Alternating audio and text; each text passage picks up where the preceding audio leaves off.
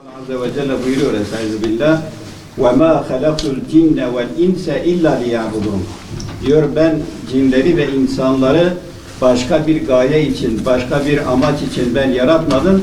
Ancak bana ibadet etsinler diye yarattım diyor Allah-u Teala Azze ve Celle. Fakat bunun dışında hani iş hayatımız olsun, öğrenci hayatımız olsun, öğrencilik hayatımız olsun, diğer dinlenme benzer hayatlarımız olsun, bütün bunlar yine Allah'a karşı kulluk vazifesini yerine getirebilmemiz için Allah-u Teala bizlere bu imkanları verdi. Ramazan'ın başının rahmet olduğunu, ortasının mağfiret olduğunu, sonunun da işte cehennem azabından kurtuluşun olduğunu Peygamber Aleyhisselatü Vesselam bize beyan ediyor.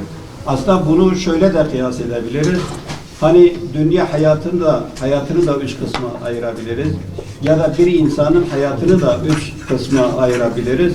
Hani örneğin bir gençlik hayatı, bir olgunluk hayatı, bir de yaşlılık hayatı.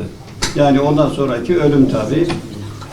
Şu şekil diyebiliriz. Yani gençlik hayatımızı biz elhamdülillah hani ne kadar Allah'a hamd etsek o kadar azdır. Hani ayet-i kerimede de geçiyor, Allah-u Teala Azze ve Celle buyuruyor Estağfirullah. Hani inde salati ve nusuki ve mehyaya ve memati lillahi rabbil alemin diyor.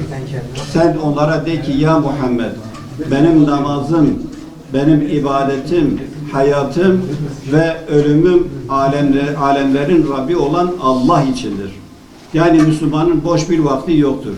Bütün hayatı, yani doğumundan tut ölümüne kadar bütün hayatı Allah için olması lazım.